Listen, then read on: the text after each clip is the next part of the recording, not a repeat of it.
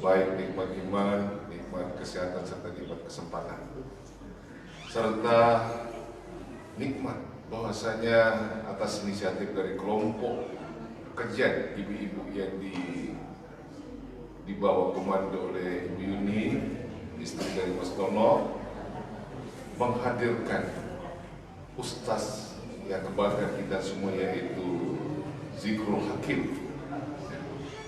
Beliau ini kebetulan di Makassar, sehingga Ibu Yuni dan kawan-kawan berinisiatif untuk mengajak kita untuk membagi ilmu, ya, cita-cita tentang pentingnya iman dan amal saleh. Oleh karena itu, saya minta bapak-bapak sekalian serta ibu-ibu, ketika ustaz sudah naik di mimbarnya, mohon untuk tidak ada berisik lagi, dan mari kita simak bersama-sama memanfaatkan kesempatan berbagai ini. Semoga setelah disampaikan pencerahan bisa ada kesan di dalam diri kita untuk bisa kita bawa bersama. Insya Allah kita siap. Kepada Ustaz.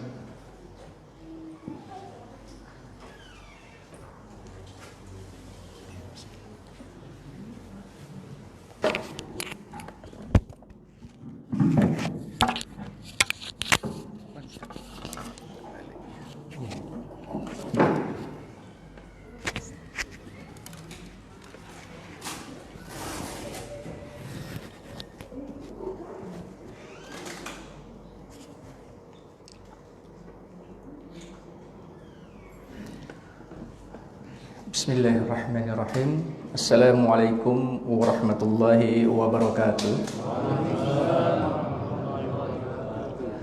Innal hamdalillah nahmaduhu wa nasta'inuhu wa nastaghfiruh wa na'udzu billahi min shururi anfusina wa min sayyiati a'malina. May yahdihillahu fala mudilla lahu wa may yudlil fala hadiya lahu. Asyhadu an la ilaha illallah wahdahu la syarika lahu wa asyhadu anna Muhammadan 'abduhu wa rasuluh. Amma ba'du. Allahumma salli wa sallim ala nabiyyina Muhammad wa ala alihi wa ashabihi ajma'in. Bapak Ibu, para hadirin rahimani wa rahimakumullah jami'an. Alhamdulillah, pada kesempatan kali ini saya termasuk yang dimuliakan juga bisa berkunjung hadir di sini, yang sebetulnya saya juga ingin lebih menimba ilmu juga dengan Bapak Ibu semuanya. Dan semoga apa yang disampaikan nanti pada kesempatan kali ini bisa menjadikan sesuatu yang berkah sehingga bisa diamalkan oleh kita semuanya. Alhamdulillah, Bapak Ibu yang dirahmati Allah, kemarin saya diminta untuk memberikan tema, kan? Padahal kebanyakan ketika saya memberikan sesuatu ataupun juga diundang, saya sendiri bingung. Dikarenakan jarang sekali memberikan tema di awal, karena permintaan dari koordinator memberikan tema, maka saya memberikan sedikit ulasan tentang ibadah dan rezeki gitu. Karena biasanya ibadah itu adalah suatu pembelajaran ataupun suatu judul tersendiri dan pembahasan tersendiri, sedangkan rezeki pun juga merupakan suatu tema tersendiri. Tapi kenapa kok di sini juga ibadah beserta rezeki? Ternyata semuanya memiliki pengaruh. Antara ibadah dan rezeki itu satu kesatuan. Sebagaimana di dalam rukun Islam ada sholat, ada zakat. Tidak bisa dipisahkan. Kalau seseorang itu mendirikan sholat dan kemudian dia berharta, maka wajib mengeluarkan zakat. Begitu pula tentang ibadah. Ibadah ini juga menentukan kadar rezeki yang kita dapatkan. Entah banyaknya, entah berkahnya. Itu dua hal yang berbeda. Itu kaitan di antara ibadah dan rezeki. Bahwasanya Allah Subhanahu wa taala berfirman, "Qul inna sholati wa nusuki wa mahyaya wa mamati lillahi rabbil alamin." Katakanlah, sesungguhnya sholatku, ibadahku, hidupku dan matiku hanya untuk Allah Ta'ala, kan? Hanya semata-mata untuk Allah Subhanahu wa Ta'ala. Di dalam kaidah ini, dalam ayat ini dijelaskan bahwa suatu ibadah, suatu niat ibadah maka tidak boleh diselewengkan ataupun diniatkan untuk tujuan yang lainnya, hanya untuk Allah Subhanahu wa taala. Sedangkan banyak ulama dan juga beberapa ustadz yang mungkin sudah hadir di sini sudah menjelaskan tentang kaidah yang namanya ibadah. Ibadah itu adalah segala sesuatu yang mencakup ridhonya Allah, yang dicintai Allah, dikerjakan baik secara perbuatan maupun secara lisan untuk Allah Ta'ala, baik itu yang lahir maupun yang batin. Dalam ringkasnya, segala sesuatu yang mendatangkan ridho Allah Ta'ala berupa kebaikan, maka itu mencakup makna ibadah. Sehingga segala sesuatu yang sudah itu merupakan kewajiban-kewajiban yang sudah dituntunkan di dalam Al-Quran dan Al-Hadis, dalam Al-Quran dan As-Sunnah tentang kebaikan, maka itu maknanya adalah ibadah. Bahkan kajian dan majelis taklim kita kali ini, yang saat ini kita berkumpul mencapai keridhaan Allah Subhanahu wa taala, itu juga mencakup makna ibadah. Jadi bukan hanya sekedar sholat, sekedar zakat, sekedar haji yang itu mencakup makna ibadah, tetapi segala sesuatu kebaikan apapun ya yang menjadi wasilah untuk ridho dan sesuatu yang dicintai Allah, itu maknanya adalah ibadah. Nah, kemudian Bapak Ibu yang dirahmati Allah Subhanahu wa taala, bahwasanya ketika seseorang itu diciptakan, tujuan manusia itu diciptakan, di dalam surat Adz-Dzariyat itu disebutkan, Bismillahirrahmanirrahim, wa ma khalaqtul jinna wal insa illa liya'budun, dan tidaklah diciptakan jin dan manusia itu kecuali untuk beribadah. Ini kaidah tujuan kenapa manusia itu diciptakan. Tetapi mari kita baca kembali apa ayat sesudahnya, sesudah ayat ini yang tadi dijelaskan, dan tidaklah aku ciptakan jin dan manusia kecuali untuk beribadah. Ayat berikutnya menyebutkan ma uridu minhum min rizkin wa ma uridu minhum an yut'imun. Aku tidak menghendaki rizki sedikit pun dari mereka, dari makhluk-makhluk, dari manusia, dan aku tidak menghendaki supaya mereka memberiku makan. Allah menjelaskan bahwasanya tujuan diciptakan manusia itu adalah untuk beribadah. Kemudian ayat sesudahnya disebutkan bahwasanya aku tidak menghendaki rezeki sedikit pun dari mereka. Antara ibadah, kemudian ditambah penjelasan dikaitkan dengan rezeki. Di ayat sesudahnya juga lebih dipertegas lagi. Innallaha huwar razzaqu dzul quwwatil matin. Sesungguhnya Allah Subhanahu wa taala huwar razzaq. Allah lah yang maha memberikan rezeki kepada makhluknya, yang mempunyai kekuatan lagi sangat kokoh.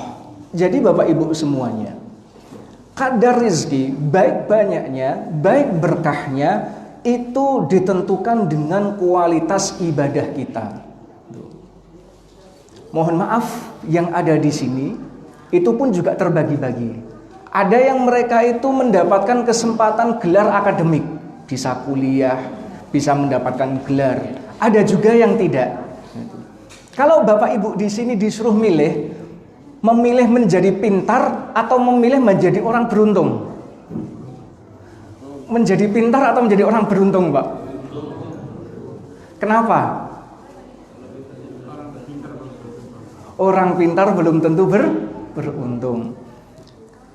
Bagaimana kita bisa mengambil keberuntungan tersebut? Kan itu menjadi suatu tolak ukur untuk memberikan kita semangat. Bagaimana sih kemudian kita bisa menjadi orang yang beruntung? Karena Bapak Ibu semuanya, kalau soal banyaknya harta, banyaknya usaha, tidak semua orang pintar yang memiliki gelar yang berderet-deret itu bisa sukses. Banyak di antara para owner-owner usaha, para pengusaha-pengusaha yang berjaya itu lulusan SD, lulusan SMP. Tapi dalam soal urusan materi, mereka memiliki harta yang mengalahkan orang-orang yang memiliki gelar. Itu dikarenakan apa? Dikarenakan antara kaidah ibadah dan kaidah rizki mereka bertautan. Sehingga rizki itu ada banyak, ada berkah. Ini dua hal yang berbeda. Saya beberapa kali mendampingi jamaah-jamaah umroh. Tiap bulan kadang-kadang berangkat, 2 bulan, 3 bulan sekali berangkat. Ternyata Pak, Bu, tidak semua jamaah umroh itu orang-orang kaya. Mereka banyak yang rata-rata juga secara finansial mereka kurang. Tapi bisa beruntung, bisa berangkat ke Baitullah. Dan saya juga menemukan, mengalami, berhadapan dengan orang yang hartanya itu banyak, pangkatnya juga lumayan besar, diajak ke Baitullah itu ketakutan luar biasa. Seolah-olah kalau diajak ke Baitullah itu merupakan diajak ke hari pembalasan. Kenapa? Ya tadi ada harta yang banyak, ada harta yang berkah. Banyak belum tentu berkah, kalau berkah pasti manfaatnya banyak. Dan dari mana mereka mendapatkan hal itu, Pak, Bu? Nah, dari beberapa yang saya alami sendiri, ternyata banyaknya rizki, berkahnya rizki dikarenakan kuatnya ibadah mereka kepada Allah Ta'ala. Makanya bapak-bapak saat ini yang ada di sini yang memiliki cita-cita, karena sejak kecil pun kita juga sudah dididik, diarahkan untuk memiliki cita-cita. Hei nak, besok kamu jadi ini, jadi itu, jadi A, jadi B. Bapak sekolahkan ke sini, bapak kursuskan di sini, bapak nanti leskan di sini dan lain sebagainya. Selalu untuk apa? Dituntut, didorong, diarahkan, memberikan dan memiliki nilai finansial yang banyak. Tapi salah satu hal terkadang orang tua itu lupa bahwasanya doa orang tua dan keinginan orang tua itu mustajab di sisi Allah. Lupa menyisipkan satu kata, nak, kamu boleh menjadi ini, kamu boleh bercita-cita seperti ini, tapi satu pesan Bapak, kamu tetap menjadi orang yang takwa. Harus dibarengi menjadi orang yang takwa. Kata-kata yang sering lupa diwasiatkan ataupun diberikan kepada keluarga. Boleh menjadi apapun, sekaya apapun kamu nanti, Bapak pengen kamu ini menjadi orang yang takwa. Karena Pak, Bu, sebelumnya ketika saya masih aktif di bidang terapi, dulu saya aktivitas itu terapi ruqyah syariah, gitu kan, alhamdulillah. Banyak orang mengeluhkan, terutama yang sepuh-sepuh ya, yang sudah 50 ke atas, yang sudah punya cucu, itu mengeluhkan dengan suatu penyakit dan kondisi yang tidak diketahui. Sudah ke medis, sudah cek lab, scan dan lain sebagainya, selalu sakit-sakitan, tetapi tidak ada penyakitnya. Setelah saya gali terus-terusan, apa yang dirasakan oleh kebanyakan orang-orang yang sudah memiliki cucu, berumah sendiri, rata-rata mereka rindu keluarga. Rata-rata mereka rindu anak dan cucu. Anaknya sukses, jabatan mentereng, rumahnya mewah, hartanya banyak, tapi tidak punya kesempatan walaupun hanya menjenguk keluarga. Itu yang banyak saya dapatkan. Kenapa? Karena selalu didorong hanya dengan manfaat-manfaat duniawi. Kamu cari harta, kamu cari penghidupan. Begitu kesuksesan itu datang, akhirnya mereka sibuk dengan kesuksesan. Mereka lupa takwa. Bahwasanya salah satu bentuk takwa adalah dengan berbakti kepada kedua orang tua. Bahkan hanya dengan menghadirkan cucu-cucu mereka yang setiap minggu sekali mungkin, itu sudah merupakan kebahagiaan tersendiri bagi para orang tua. Tetapi dikarenakan wasiatnya adalah uang, finansial dan duniawi, mereka akhirnya lebih sibuk dengan kehidupan pekerjaan.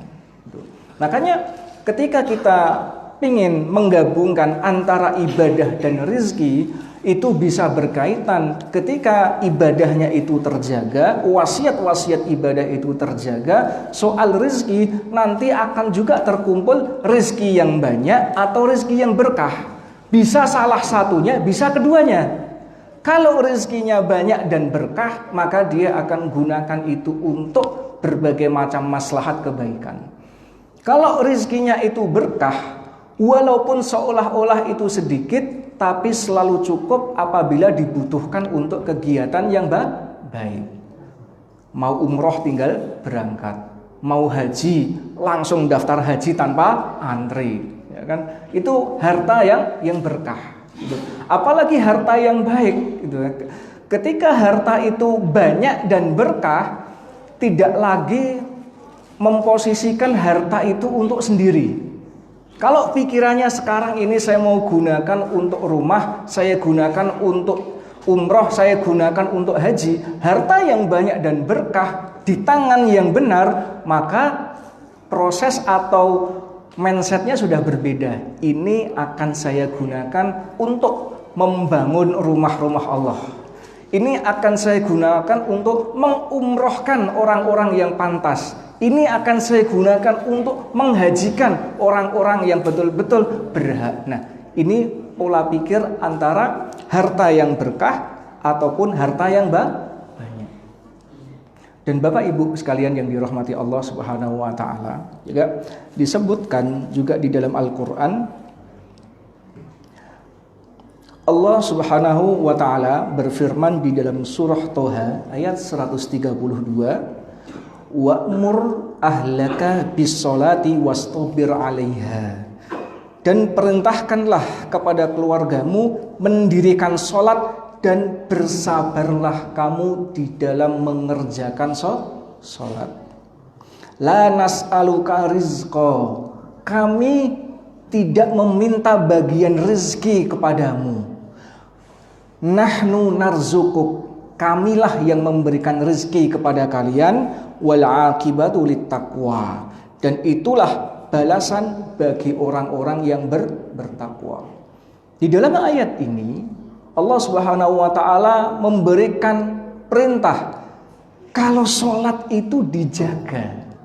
Sholat 5 waktu apapun kegiatannya, apapun kondisinya, sholat 5 waktu itu dijaga. Diperintahkan. Perintahkanlah keluargamu. Maka siapapun para ayah, para suami mendidik istri dan anak-anaknya untuk selalu menjaga sholat dan bersabar di dalam mengerjakannya. Kenapa? Allah iringi lagi penjelasannya. Kenapa kok kita itu diperintahkan sabar? Sholat dikerjakan. Pokoknya sholat.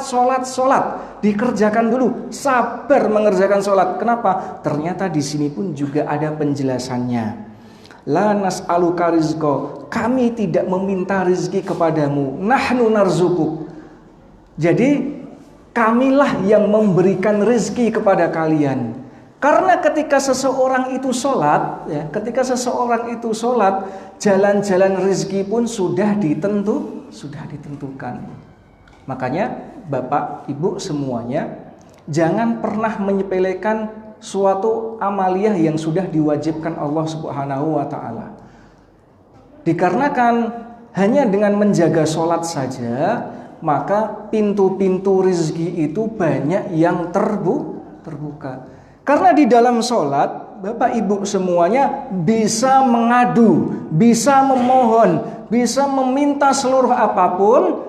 Tatkala kapan? Di dalam sholat, tatkala sedang sujud maupun ketika sedang duduk tahiyat.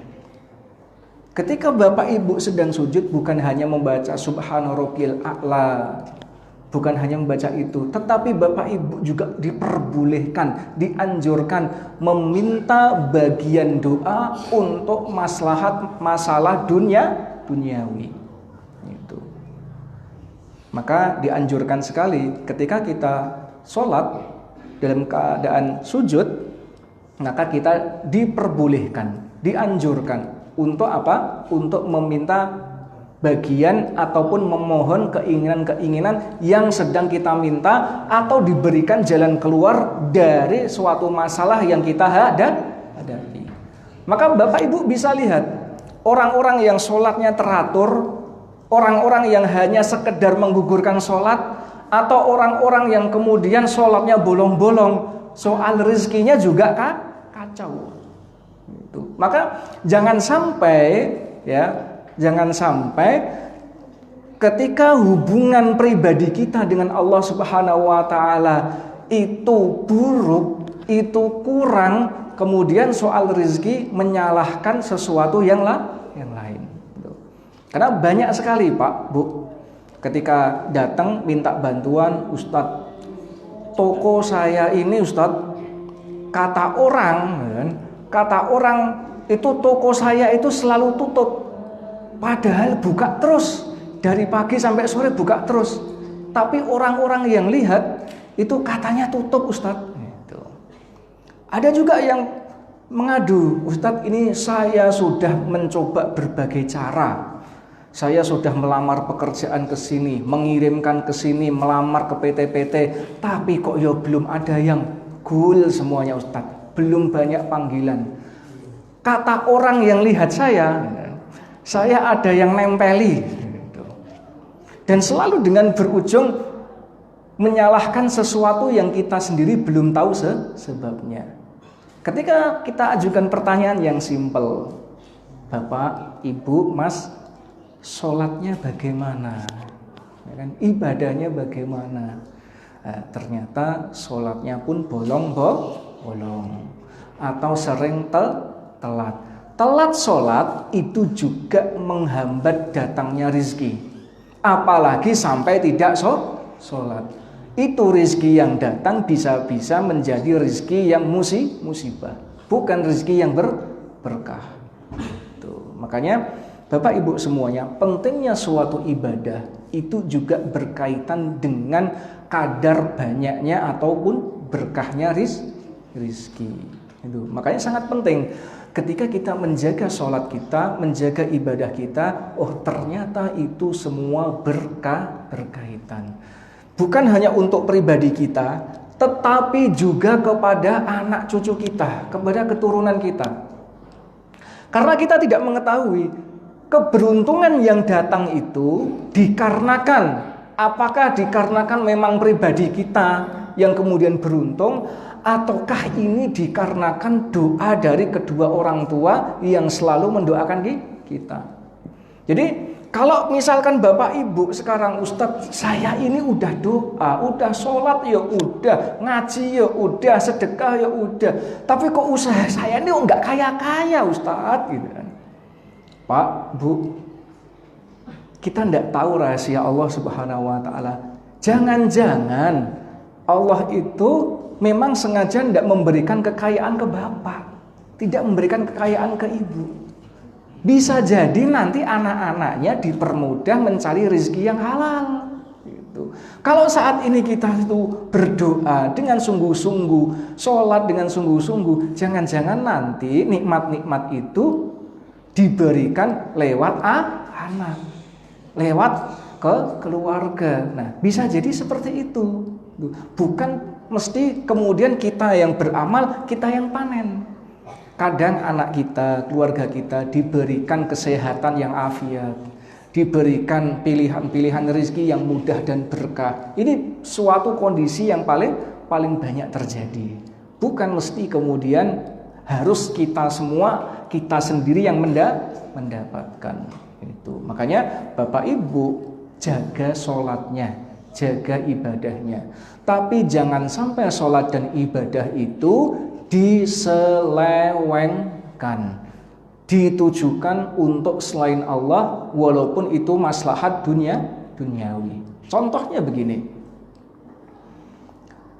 misalkan kita mengejar sholat sunnah, itu ada sholat duha, itu pun juga ada sholat tahajud, ya kan?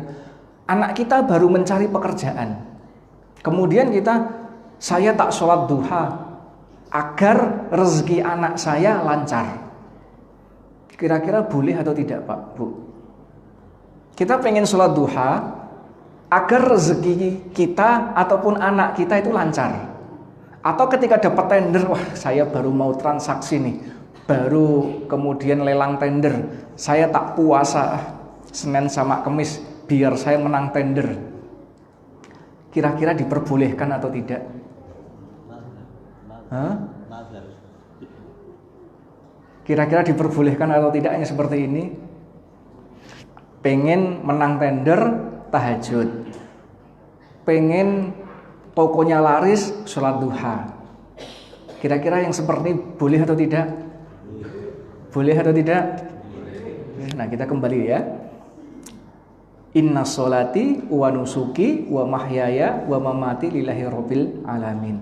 Sholatku, ibadahku, sembelihanku, hidup dan matiku itu hanya untuk Allah Ta'ala. Maka segala sesuatu untuk Allah, baik kita lapang ataupun susah, baik sakit ataupun sehat, baik tua ataupun muda, maka untuk Allah.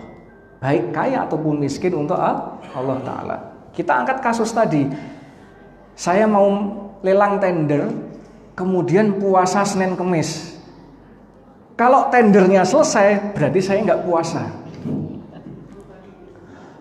Atau saya pengen usaha, toko saya maju, maka saya sholat tahajud. Karena udah 3 bulan tokonya masih sepi, akhirnya nggak sholat duha atau tahajud. Kira-kira yang seperti ini boleh atau tidak Bapak Ibu? Kalau kasusnya kita sholat diniatkan memang untuk melancarkan rezeki, maka ini masuk di dalam ranah kesyirikan. Karena apa? Baik kita punya usaha maupun tidak, banyak rezeki maupun tidak, maka sholat duha, sholat tahajud itu tetap sunnah. Kok kemudian kita niatkan untuk duha sama tahajud agar rezekinya lancar, ya kan, untuk rezekinya lancar, bukan untuk Allah lagi, untuk rezeki lancar, maka ini masuk di dalam ranah kesyirikan. Lalu yang diperbolehkan seperti apa? Yang diperbolehkan adalah walaupun Bapak Ibu punya usaha atau tidak, ada tender atau tidak, ketika tahajud, ketika duha, yang diperbolehkan adalah doa di dalamnya. Itu. Saya tahajud, ya kan, niatnya untuk Allah, kemudian berdoa dengan cara yang lebih spesifik, meminta dan memohon dengan cara yang lebih rinci di dalam tahajud ataupun duha. Ya Allah, saya sedang berusaha lelang tender. Semoga tender saya pada bidang ini deal dan itu menjadi rezeki saya. Nah, itu diperbolehkan. Begitu pula ketika anak sedang pengen mendaftar kuliah di tempat yang dia inginkan. Sholat ketika puasa, maka ketika puasa, ketika datang waktu berbuka, berdoa kepada Allah, ya Allah, sesungguhnya hamba berpuasa. Bahwasanya puasa ini adalah ibadah yang disyariatkan Engkau. Di waktu mustajab ini hamba memohon agar anak saya itu nanti diterima di kampus yang dia inginkan. Nah, maka yang seperti ini boleh. Tapi kalau sejak awal saya tak puasa, saya pengen sholat baik duha ataupun tahajud, tetapi dikarenakan untuk menang tender atau sesuatu kondisi duniawi yang lainnya, maka itu bisa masuk di dalam ranah syirik. Maka Bapak Ibu yang dirahmati Allah Subhanahu wa taala, ibadah, sekali lagi, ibadah dan rezeki itu satu sama lain saling berkaitan. Ketika kita tidak bisa lagi menggunakan jalur duniawi, kita masih bisa menggunakan jalur langit. Gitu. Makanya ketika kita sudah beribadah, sholat sudah ditunaikan, ya kan, menjaga sholatnya, maka hendaknya kita baru banyak-banyak memohon. Karena kita tidak tahu keberuntungan dari mana, lewat pintu siapa, seberapa banyaknya itu akan datang. Nah, begitu pula saya sedikit cerita tentang waktu pertama kali umroh, gitu kan. mendapatkan kesempatan umroh. Kalau orang belum pernah ke Baitullah itu rasanya menggebu-gebu, Pak. Gitu kan? Pengen sekali segera dipanggil ke sana. Tapi kok yo nggak punya duit, nggak punya uang, udah nabung, kemampuan, kepintaran dan lain sebagainya itu nggak ada harganya sama sekali. Tapi selalu berdoa, memprioritaskan di 1 tahun sebelumnya, selalu memprioritaskan keinginan yang pengen dicapai. Setiap selesai sholat, ya Allah saya pengen umroh, ya Allah saya pengen umroh, padahal tidak punya uang. Nah mungkin 1 tahun setelahnya, dalam kondisi mungkin memang belum dikasih rezeki untuk bayar, datang kawan, Ustadz ini ada 1 tempat untuk Ustadz berangkat umroh di bulan ini. Secara tiba-tiba saja. Nah, maka itu merupakan salah satu wasilah keberuntungan. Makanya Bapak Ibu yang dirahmati Allah Subhanahu wa taala, selama kita masih diberikan kesempatan untuk bisa beribadah, gunakan kesempatan ini untuk bisa memprioritaskan keinginan yang diminta atau dimohon untuk bisa dikabulkan. Apa yang pengen Bapak Ibu penginkan, gitu kan? Baik untuk diri sendiri, baik untuk keluarga, baik untuk anak-anak. Silahkan mencari rezeki dengan wasilah apapun, tapi selalu diwasiatkan untuk takwa. Dikarenakan dengan ketakwaan ini, rezeki-rezeki yang kemudian nanti pengen diberikan itu bisa tercapai. Gitu. Kenapa? Di dalam ayat yang lain juga Allah Subhanahu wa taala memberikan arahan, wa man yattaqillaha yaj'al lahu makhraja. Barang siapa yang bertakwa kepada Allah, maka Allah akan berikan kepada dia jalan keluar. Wa yarzuqhu min haitsu la yahtasib. Dan Allah akan berikan kepada dirinya rezeki dari arah yang tidak dia sangka. Ada yang sudah berangkat haji? Semuanya sudah berangkat haji di sini? Semuanya sudah berangkat haji yang di majelis ini ya? Ada yang pengen disegerakan? Ada yang pengen segera berangkat haji?